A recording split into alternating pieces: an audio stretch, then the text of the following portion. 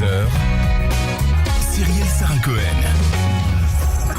Bonjour à toutes et à tous et bienvenue sur Radio J. Je suis ravie de vous retrouver pour une heure d'émission en direct ensemble avec mon invité, artiste complète, sacrée victoire de la musique, auteure, compositrice, interprète et guitariste québécoise, connue notamment pour ses chansons à histoire, vendues à des millions d'exemplaires avec 67 Olympia en actif où elle était encore hier soir à guichet fermé pour clôturer sa tournée intitulée La 11e Folie. Linda Lemay vient nous voir aujourd'hui pour son nouvel album à fleur de corde en duo guitare avec Jean-Félix Lalanne qui l'emmènera bientôt de nouveau en tournée.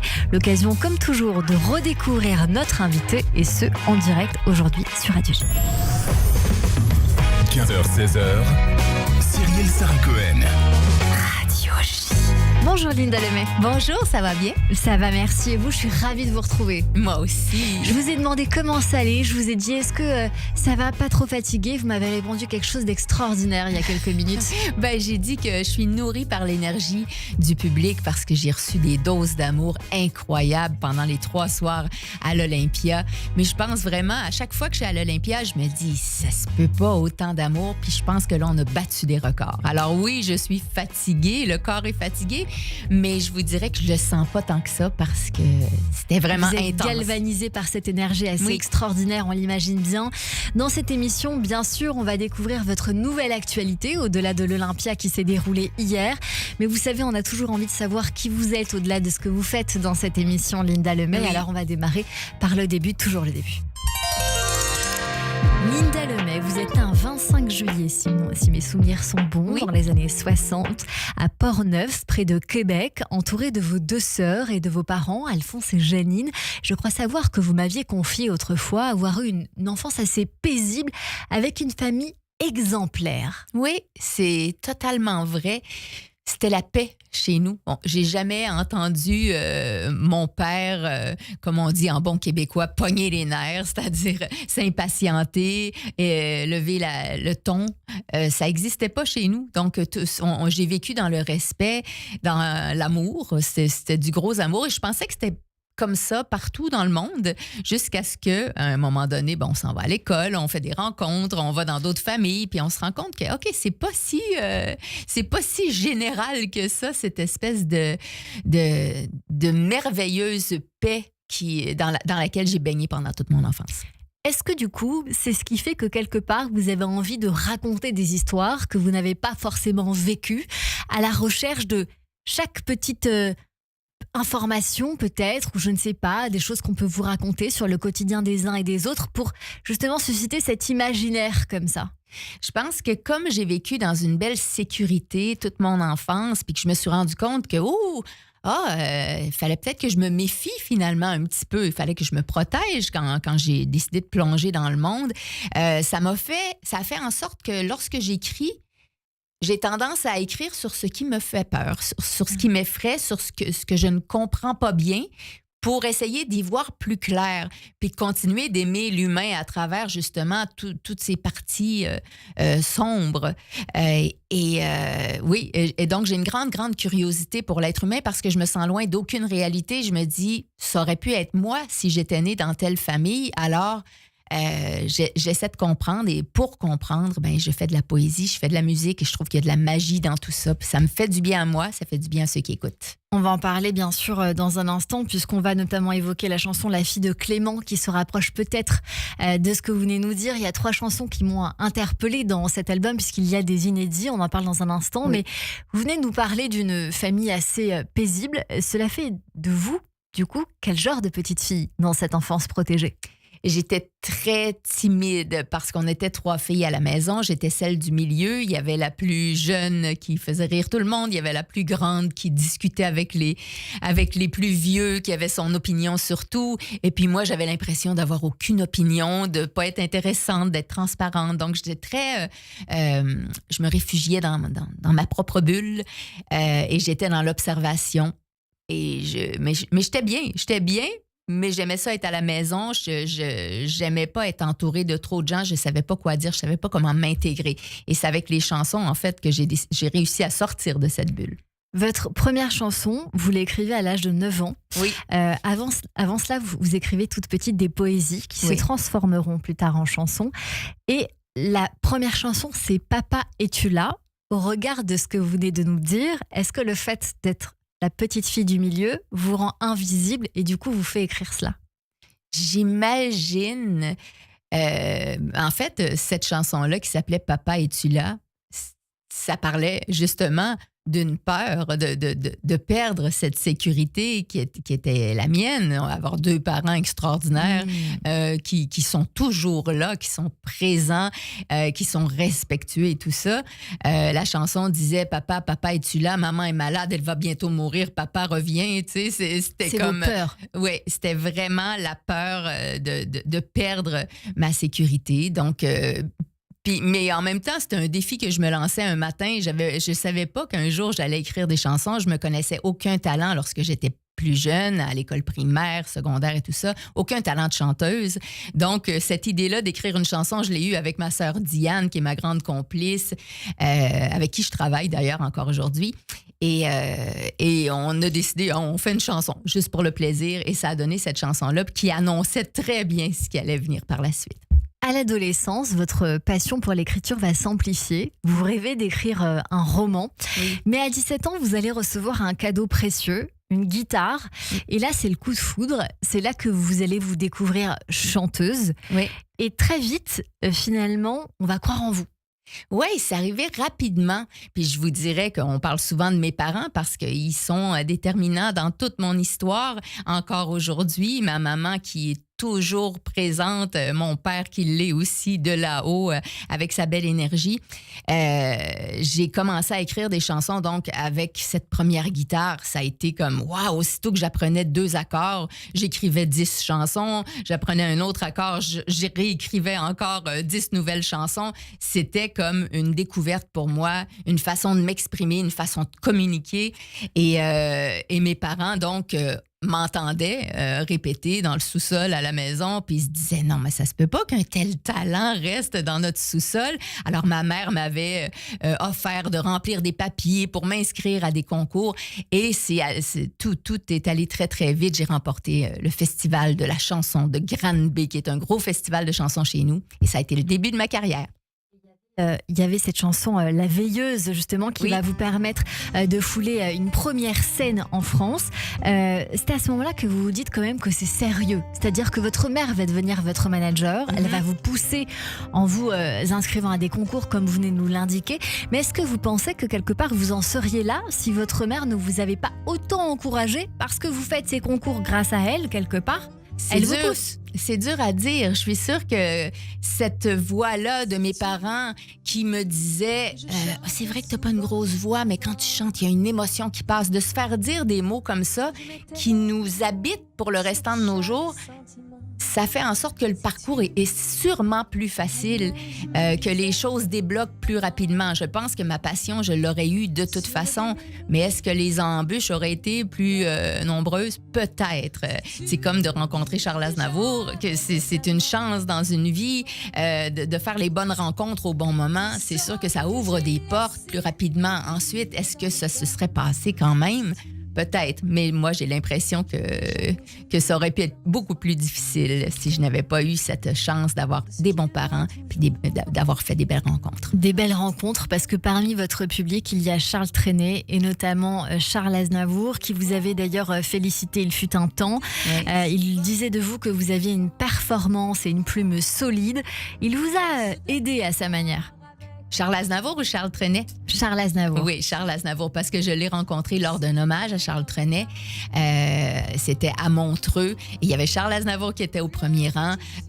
Tout de suite, quand j'ai interprété une des chansons de Trenet, j'ai vu Charles Aznavour qui levait son pouce en signe d'approbation. Moi, ça m'a complètement touchée. Je me disais, ça se peut pas que Charles Aznavour aime ma voix, ma façon d'interpréter. Moi qui me sentais pas interprète, je me disais non, moi je chante que mes chansons d'habitude.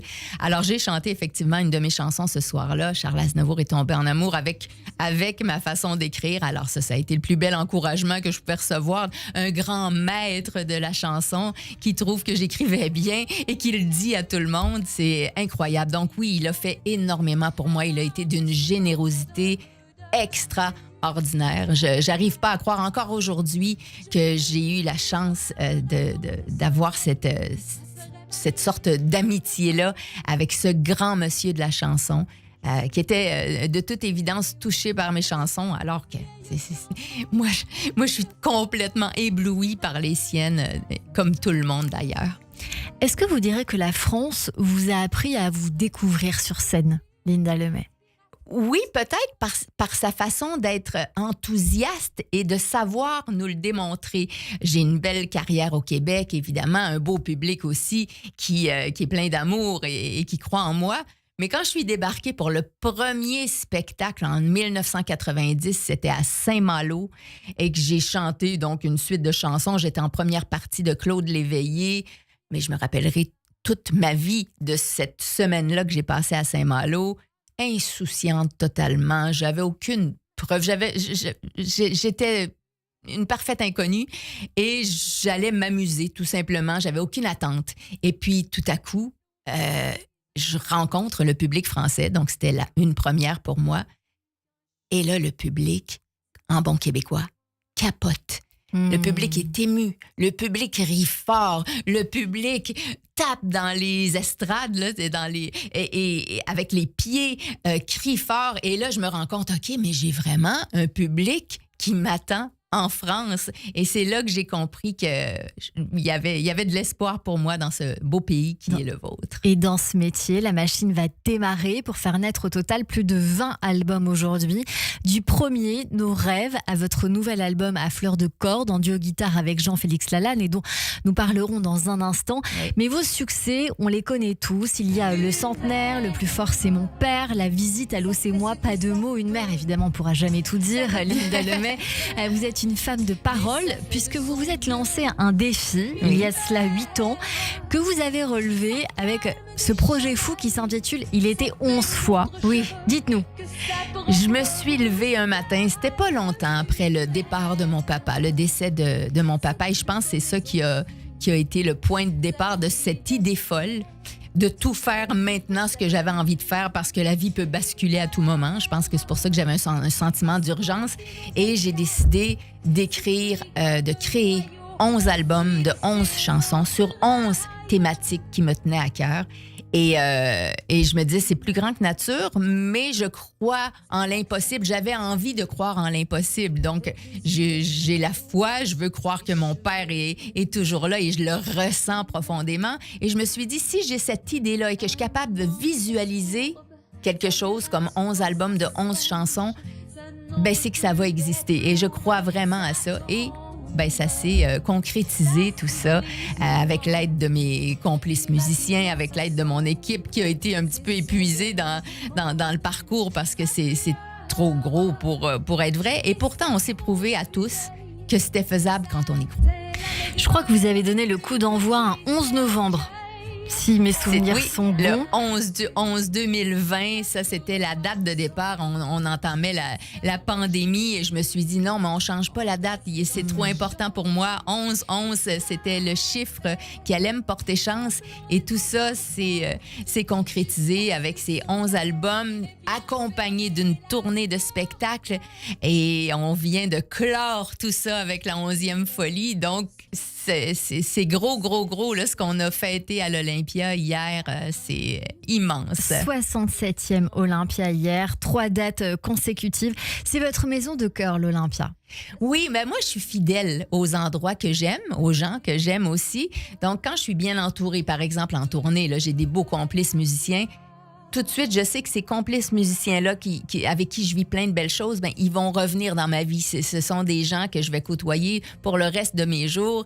Quand je fais des albums, je revois encore Yves Savard, qui est aussi un de mes musiciens qui fait partie. Donc, l'Olympia, c'est un endroit où j'ai vécu tellement de belles émotions que j'ai juste envie de recréer ces moments-là, de les vivre autrement. Mais je sais qu'il va y avoir de la magie à chaque fois que je mets les pieds sur cette scène. Comme vous nous l'avez indiqué tout à l'heure, aujourd'hui, vous venez nous voir pour une nouvelle rencontre, justement, avec un nouvel album à fleur de corde en duo guitare avec Jean-Félix Lalanne.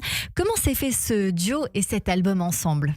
Ça, c'est assez particulier comme histoire. C'est un vrai coup de foudre. C'est quelque chose de très spontané. Puis moi, le mot spontanéité, ça m'allume. Ça m'a toujours allumé et j'ai découvert en Jean-Félix Lalanne quelqu'un qui était aussi spontané et aussi fou que moi. Alors, ça pouvait pas faire autrement que de faire des étincelles et d'aller vite.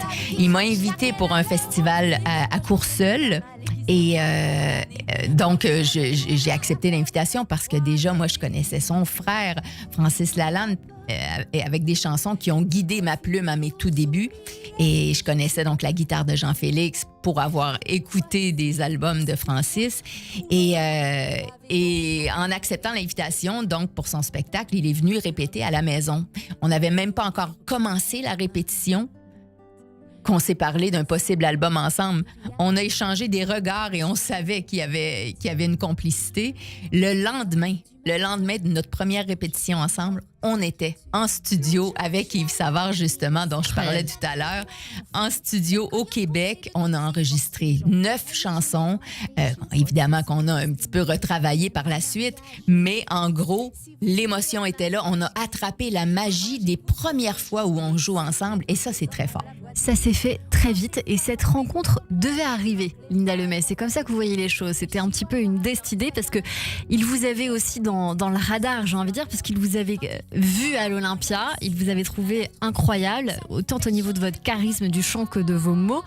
Donc c'est une fusion entre vous deux qui était forcément évidente. Oui. Jusqu'à présent, vous n'aviez pas encore osé monter sur scène ou enregistrer avec seulement un autre guitariste. Non. C'est chose faite. C'est chose faite. Faire un album complet juste à 2 guitares ou parfois à une guitare, mais qui sonne comme 2 guitares parce que c'est Jean-Félix Lalanne qui joue. On se demande où est-ce qu'il cache sa 3e main. C'est incroyable. Donc, oui, ça, c'est un défi parce que d'arriver à recréer certaines chansons, parce qu'il y a des chansons déjà connues sur l'album auxquelles on donne une nouvelle vie. Donc, c'est complètement différent tout en racontant la même histoire, mais autrement, musicalement. Et puis, il y a des chansons inédites, comme vous le disiez plus tôt dans l'émission. Donc, ça fait une belle réussite. C'est une grande fierté pour moi. Sur cet album, alors, on retrouve des nouveaux titres et quelques anciens revisités autour de vos 2 guitares. Toujours et seulement votre voix mise à nu comme jamais. 15 titres qui contiennent bien une dizaine de chansons célèbres et 5 inédits. Lesquels? Il y a une chanson qui s'appelle « La fille de Clément » qui était le premier extrait. Ça vient d'une invitation que j'avais eue à participer à un show qui s'appelle « Le show à coucher dehors » pour créer des liens avec les gens qui sont en situation d'itinérance. Donc, j'ai abordé le sujet de cette fille qui est dans la rue et on comprend en écoutant la chanson, mais pourquoi elle s'est retrouvée à la rue. On va écouter. Dans un film.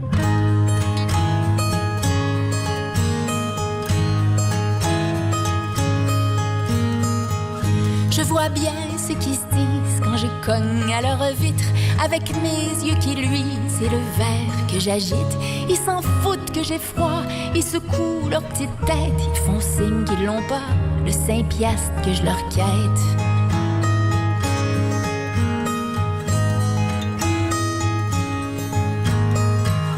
Ils veulent pas me respirer tellement je pue le malheur. Ils veulent pas gaspiller leur belle bulle de chaleur.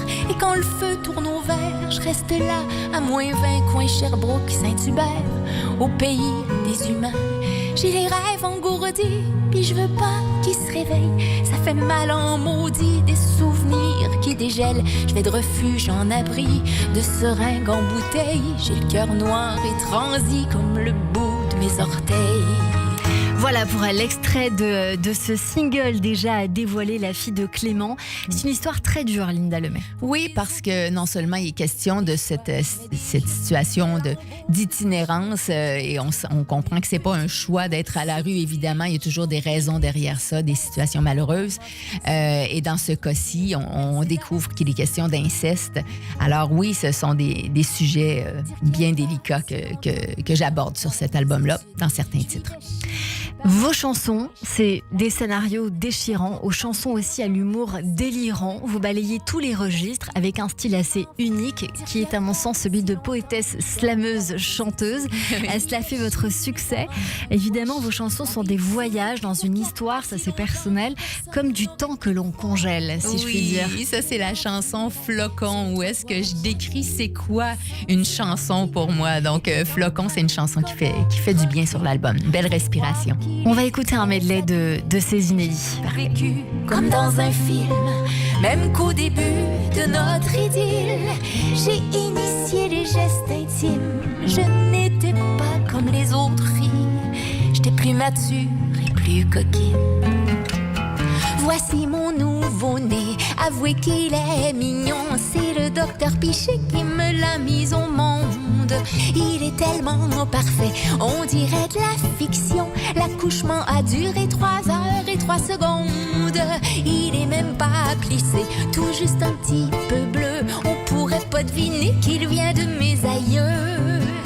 Je m'en suis sortie à Éden, je m'en suis sortie honteuse. Je suis sauvée, non pas saine, je suis qu'une pauvre peureuse. Tout le monde vient me répéter que j'aurais rien pu faire. J'ai même pas essayé, le monde ferait mieux de se taire. Le temps court à temps plein, les heures s'enchaînent et se gaspillent. On s'entoure de copains, on se fringue et puis on se déshabille. Il y a toujours un lundi qui nous attend là de pied ferme, qui nous coupe le répit, qui nous écourte la fin de semaine. Le temps, je vois bien ce qui se disent quand je cogne à leur vitre avec mes yeux qui luisent. Voilà quelques titres, 5 nouveaux inédits, notamment où il est question notamment de maltraitance, pour ne pas dire plus, dans les tapis d'aiguille, Oublie-moi ici, et puis La fille de Clément que nous sommes en train d'écouter, et puis plus ludique, Mon nouveau-né évidemment. Tout cela fait vraiment votre ADN à Linda Lemay. On imagine bientôt, je l'imagine, une nouvelle tournée en duo. Après la fin de cette tournée, il était 11 fois. Oui, il va y avoir une grosse tournée à partir de... ça commence à l'été, en fait. Il va y avoir, je pense, 3 ou 4 dates en festival. Puis sinon, ça commence plus sérieusement dans une tournée de salle à partir de octobre, novembre, décembre. Là, on va faire le tour de la France. Donc à l'automne prochain, ce sera peut-être une façon aussi de challenger votre public aussi fidèle depuis les années 90 avec, j'imagine, Jean-Félix Lalanne à vos côtés. Ce sera à 2 voix. Ça sera, oui, ça va être fidèle à l'album. Donc, on sera que 2 sur scène et on va essayer de vous en mettre plein les oreilles avec nos 2 guitares, notre grande émotion, notre grand plaisir d'être ensemble. C'est sûr que ça va être un grand bonheur à partager avec vous. Il y aura encore des inédits. Il va y avoir des inédits, c'est sûr, parce que j'arrête jamais d'écrire. Donc, je suis toujours aussi inspirée, puis on dirait de plus en plus. Puis quand je fais des belles rencontres, comme ce que j'ai fait encore hier à l'Olympia, c'est sûr que ça m'inspire énormément. Tous ces regards que je croise, plein d'étoiles, c'est plein d'histoires à raconter. Vous restez avec nous, on continue cette émission avec Linda Lemay qui vient nous voir pour ce nouvel album à fleurs de cordes en duo guitare avec Jean-Félix Lalanne qui l'emmènera bientôt sur scène à l'automne prochain. Dans un instant, mes chroniqueurs nous rejoignent, mais tout de suite, le rappel et titre sur Radio J. Des murmures lointains qui reviennent en écho, des souvenirs de ses mains en dessous de mon manteau.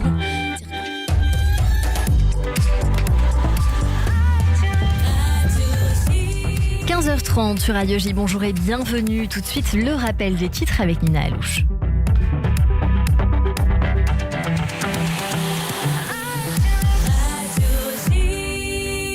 Bonjour Nina.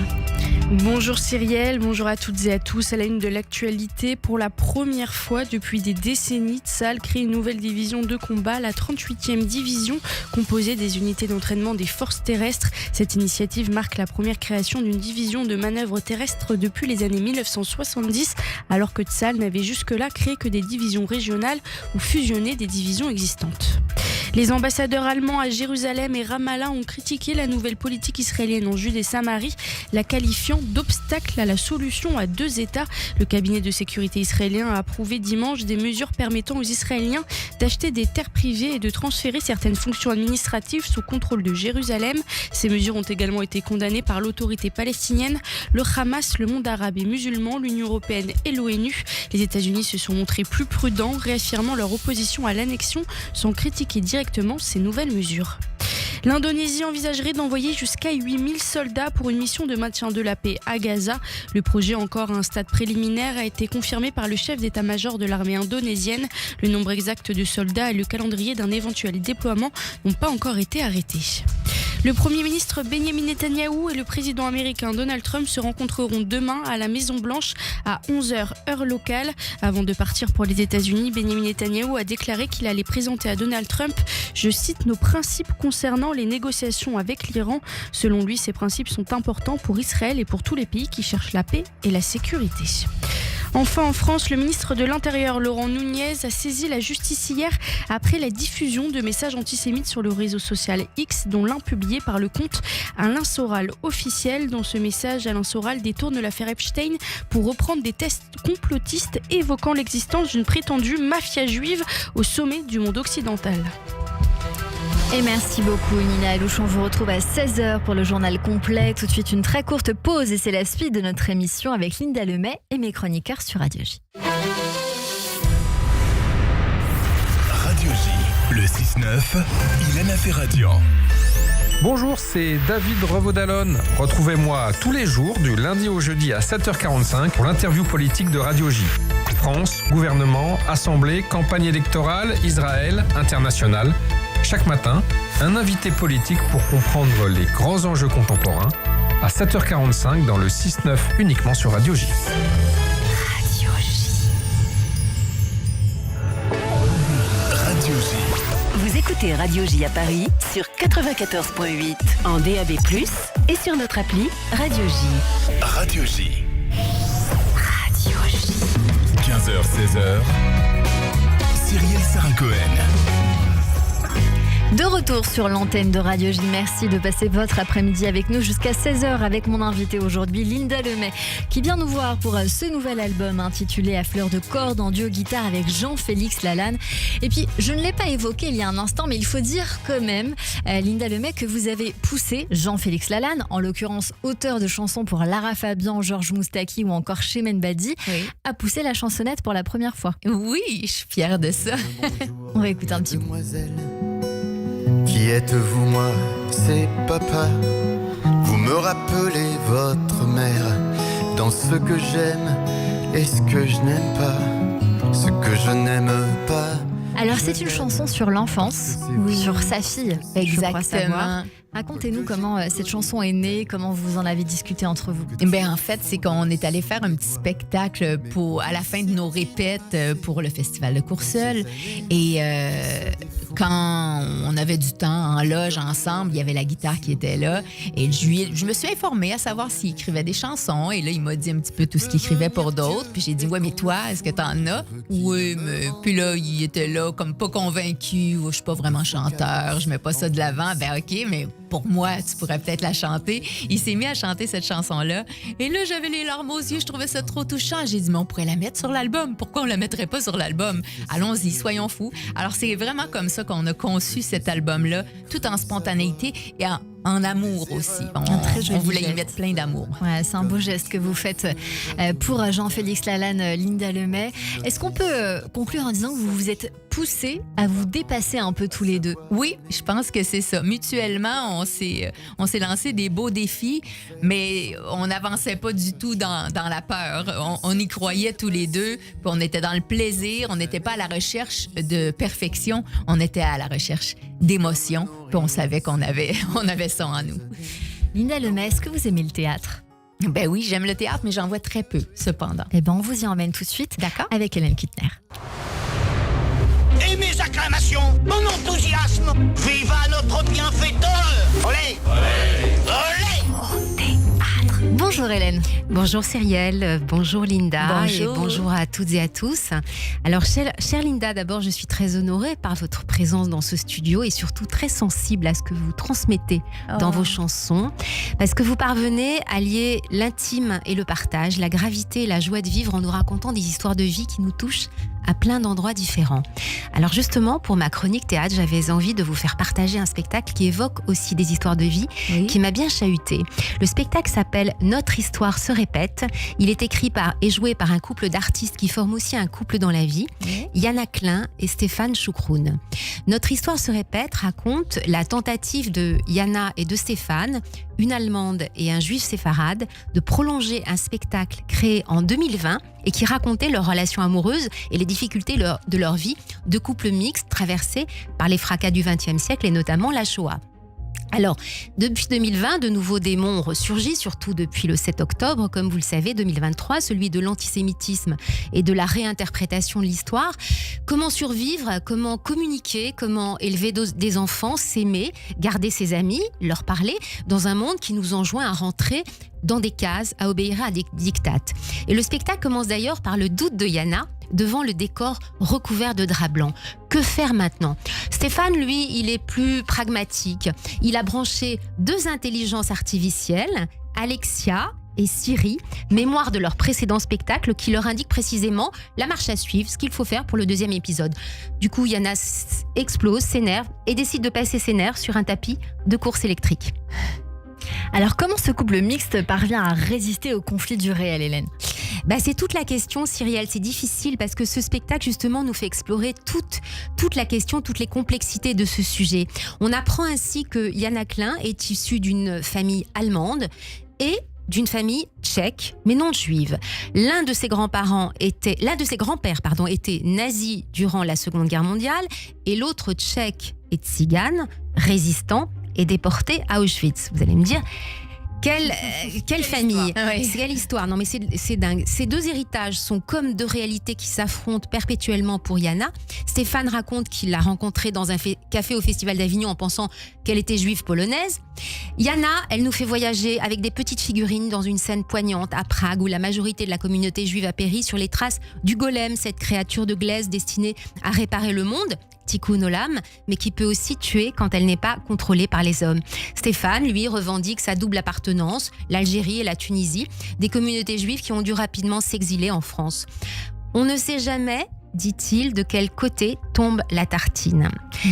Devant le cours de l'histoire. Comment parler aux collégiens et aux lycéens des zones sensibles, parce que c'est ce qu'ils font, qui en ont marre qu'on leur parle de la Shoah. Comment leur expliquer que lui, Stéphane, avec son teint mat et son type oriental, ne parle pas arabe, mais est prêt à parler avec tout le monde, à expliquer sans relâche les racines communes des 2 peuples sémites. Est-ce que ça fonctionne, Hélène ?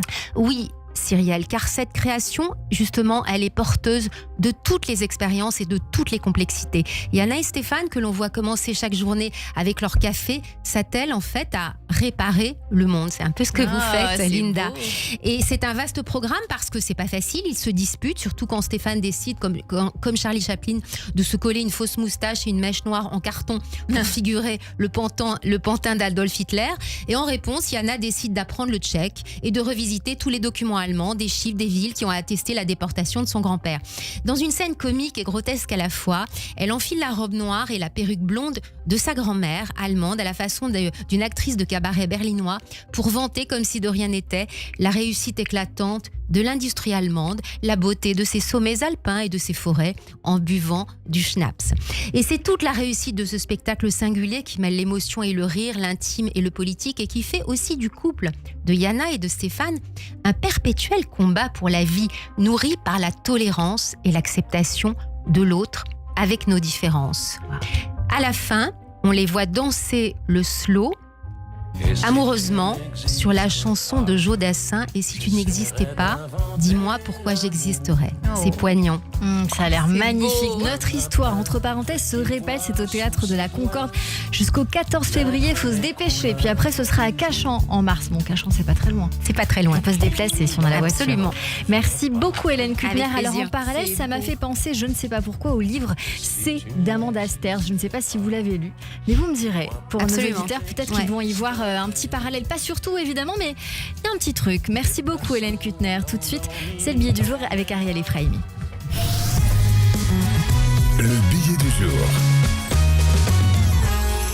Bonjour Ariel. Bonjour Cyrielle, bonjour Linda. Bonjour. Depuis que je suis petit, il y a un truc que j'ai jamais su faire devant mes parents, écouter de la musique. Non pas que ce soit un problème technique, on avait l'électricité. C'était juste interdit moralement. Je vais m'expliquer. Mon père, lui, il était écolo. Et il incluait la pollution sonore dans son combat. Un jour, il m'a dit, la musique, Ariel, c'est comme le plastique, ça met des siècles à se décomposer dans l'âme. Oh. Et ma mère, c'était pire. Elle a ce talent de pouvoir tout critiquer. Par exemple, un jour, je lui montre une photo de ma copine. Elle fait une pause, elle me regarde droit dans les yeux et elle dit « Non, Ariel, là, tu peux faire mieux. » Aucune émotion, on aurait dit un recruteur chez LVMH. Donc forcément, mes goûts musicaux n'avaient aucune chance, j'osais pas les lui donner. Donc résultat, j'ai grandi avec une culture musicale digne d'un agent de la Gestapo. Queen, c'est une marque de matelas pour moi. Et je suis frustré parce que tout le monde a cette chanson qui les replonge dans l'enfance. Un morceau qui fait surgir une odeur, un visage, une lumière d'été. Moi, Madeleine de Proust, c'est mon père qui chante en hébreu. L'ambiance, c'était pas Linda Lemay en voiture avec les cheveux dans le vent, mais l'exode. On roulait vers la Bretagne comme d'autres vers Jérusalem, avec des psaumes à fond et un regard tendu sur la ligne d'horizon. Et encore aujourd'hui, si mon père il me surprend en train d'écouter un morceau, j'ai un réflexe de culpabilité. Je pourrais être en train de fumer un joint dans la cuisine avec une fille sur mes genoux, il va me dire « Éteins cette musique, Ariel !» Donc, le problème, c'est que ça m'a traumatisé. Du coup, j'ai voulu m'y mettre. Je me suis dit, allez, je vais me construire une culture musicale. Mais moi, j'ai aucune base. Donc, j'ai fait une playlist. Dedans, il y a des musiques de pub, le générique de C'est dans l'air, un chant liturgique. Je suis un soldat démobilisé qui découvre l'open space. Mon Vietnam, c'est le Energy Hit Music. Et alors voilà, je ne sais pas juger la musique. Je suis hors tempo, un critique gastronomique qui n'aurait jamais eu faim. Mais en même temps, qui sait vraiment juger ? Il y a des morceaux qu'on adore seuls, qu'on cache en public. Nos goûts sont des costumes qu'on ajuste selon les soirées. Ce qui est honteux devant certains est sublime devant d'autres. La musique, c'est pas juste un son, c'est une langue sociale, une carte d'identité intime. Et j'ai l'impression d'avoir grandi sans apprendre cette langue. Je suis bilingue en hébreu liturgique, mais analphabète en variété française. Alors j'essaye d'assumer, et même si ma playlist ressemble à un pèlerinage en errance, Linda, si je suis honnête, j'ai écouté vos chansons, et pour la première fois cette semaine, vous savez quoi, je comprenais pas tout, mais j'ai senti quelque chose bouger, et dans mon monde, ça vaut déjà un miracle. Oh, c'est Merci beau. beaucoup Merci Ariel beaucoup. Efraimi pour cette chronique sur notre antenne. Je suis sûre que tout est vrai. C'est ça qui est assez incroyable. Ouais, un peu exagéré, mais à peine. Merci beaucoup Ariel Efraimi. Tout de suite, c'est l'introspection sur Radio J. L'introspection. Linda Lemay, j'aimerais vous lire quelques répliques de cinéma pour recueillir un sentiment ou au mieux une anecdote, une émotion. La première vient du film Auguste Roche qui dit « La musique est partout autour de nous, il suffit juste de l'écouter ». Ouais, je dirais que c'est vrai. Puis même la musique qu'on n'entend pas, on peut l'entendre avec le cœur. Puis on dirait que c'est comme ça, moi, que j'écris mes chansons. Il y a des musiques qui existent, puis je les entends, puis je les laisse sortir de moi, puis ça fait ce qui existe maintenant, puis ce que les gens écoutent lorsqu'ils décident d'écouter mes chansons. Mais c'est vrai que des fois, j'ai pas l'impression que ça vient de moi. C'est déjà autour de moi. Je baigne dans tout ça. Linda Lemay, l'homme qui écrit, c'est un homme qui se console. Mais c'est vrai parce que l'écriture, on le sait que c'est thérapeutique. Puis moi, je le fais quand j'écris des chansons. C'est vrai que je me fais du bien à moi. Ça m'aide à y voir plus clair et de savoir que ces chansons-là que j'écris dans un geste au départ qui est très égoïste, que ça devient des moments de partage extraordinaires puis que les gens peuvent s'approprier ces chansons-là pour se faire du bien à eux. Je trouve ça tout simplement magique. C'est quand on est loin de la personne qu'on aime qu'on apprend beaucoup de choses sur soi. Oui. Ah, ça, faudrait que j'y réfléchisse. C'est vrai que quand on est loin, on apprend beaucoup sur soi, mais quand on est très près aussi, on apprend aussi beaucoup de choses sur soi. Parfois, l'être qui est juste en face de nous devient un miroir et ses réactions par rapport à ce qu'on vient de dire et tout ça, on apprend énormément. Fait que je pense que dans la vie, de toute façon, loin ou proche, on apprend. Il n'y a qu'un bonheur dans la vie, c'est d'aimer et d'être aimé. Ben, je crois à ça. Moi, je crois à l'amour. Puis s'il y a pas d'amour dans la vie, si on n'y croit pas à cet amour-là, à cet amour qu'on est capable de donner, puis à cet amour qu'on devrait être capable de se donner à soi-même, si on n'y croit pas, ben c'est sûr que c'est plus difficile. Alors oui, croyons en l'amour. Et c'est vrai que c'est la solution à tout. On se contente d'une vie sans bonheur parce qu'on a peur du changement. Ça, c'est vrai. Oui, des fois, on préfère rester dans ce qu'on connaît, puis des fois, c'est pas toujours le bonheur qu'on connaît, mais comme on le connaît bien, ça nous rassure de rester dans du connu, alors que je pense que toute notre vie, on apprend à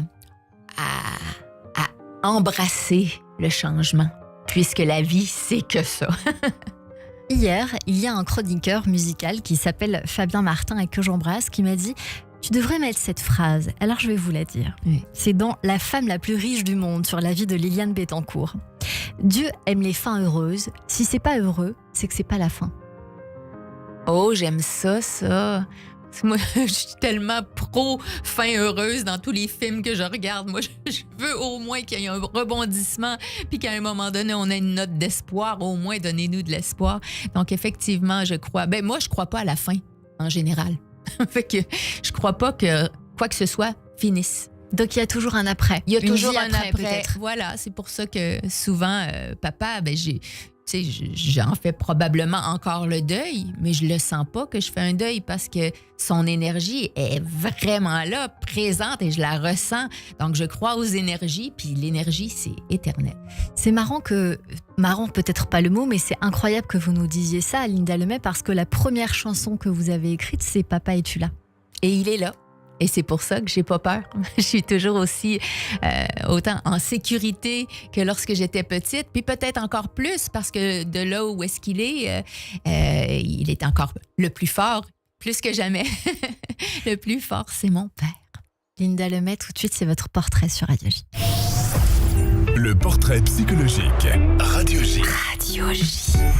Comme toujours à la fin de cette émission, nous débriefons ces minutes que nous avons passées ensemble, et donc c'est le portrait, votre portrait, dans le regard de Véronique Zana aujourd'hui. Bonjour Véronique. Bonjour Cyrielle, bonjour Linda. Bonjour. Et j'ai envie de démarrer avec le titre de votre album À fleur de corps, qui me semble tout dire, en tout cas dire beaucoup de vous, de ce qui est difficile à attraper, de ce qui est à fleur de peau, de ce qui se partage, et finalement de ce qui vous échappe aussi, parce que c'est ce qu'on a entendu, que ce soit de la musique ou que ce soit cette poésie mise en mots, eh bien ça vous échappe, il y a un impératif d'écrire. Mais c'est pas toujours prévu comme ça, et c'est comme ça que ça arrive, et c'est extrêmement intéressant dans ce qui vous échappe et qui permet en fait aux autres de s'en saisir, et après tout c'est un peu ça qu'on appelle l'œuvre de l'artiste une fois qu'il est donné. Alors autre chose que je trouve assez extraordinaire, c'est ces trois sœurs qui ne se disputent pas, qui ne laissent pas la place à poigner les nerfs pour papa. Alors j'adore cette expression, je pense que je vais me la garder. Et qui semblent, ces deux sœurs, enfin, sauf vous, enfin, non pas sauf vous, mais elles, avoir déjà un caractère bien trempé. Une qui choisit le rire, l'autre qui choisit l'opinion. Donc là, il n'y a pas de paravent sur la langue, on y va, on s'y essaye. Et vous, au milieu, quelque part, un peu protégé, vous dites, au début transparente, bah oui, comment je peux me faire entendre, mais ça vous évite peut-être de prendre un rôle et de pouvoir aller choper des choses qui se disent, et comment... et la poésie, il n'y a quand même pas mieux pour être dans un au-delà, là aussi, quelque chose qui échappe, cette harmonie des harmonies, et la musique, qui est une autre langue, comme l'a dit notre Ariel, et qui aussi permet d'avoir un troisième point de vue. Eh bien ça, je trouve que c'est assez extraordinaire. D'ailleurs, quand vous dites que vous avez travaillé vos chansons avec votre sœur Diane, je me demandais si c'était la première ou la dernière. C'est la troisième, la plus jeune. C'est la plus jeune. Oui. Donc, c'est effectivement le rire qui vient là aussi dans l'écriture. Et c'est sans doute votre espièglerie parce que ça se sent. Hein, là, vos yeux mais c'est qui- sûr que mon qui humour, je pétillent. l'ai de ma sœur et de ma mère, de ma C'est famille. ça. Et puis, l'humour, c'est ce qui permet aussi, on a parlé de réparation. Je ne sais pas si c'est forcément votre première démarche, mais en tout cas, c'est une façon, et ça vous l'avez très bien dit, hein, d'apprivoiser l'extérieur. Parce que quand on a eu la chance de connaître cette paix et finalement d'être assez bien à l'intérieur, mais de se dire que quand même, s'il y a d'autres humains qui sont à l'extérieur, eh bien, comment sont-ils ? Eh bien, là, le rire, c'est aussi une manière de rentrer en contact sans être trop lourd. Hein. C'est aussi, parce que la légèreté, j'ai l'impression que c'est aussi ce qui fait votre écriture, c'est cette délicatesse.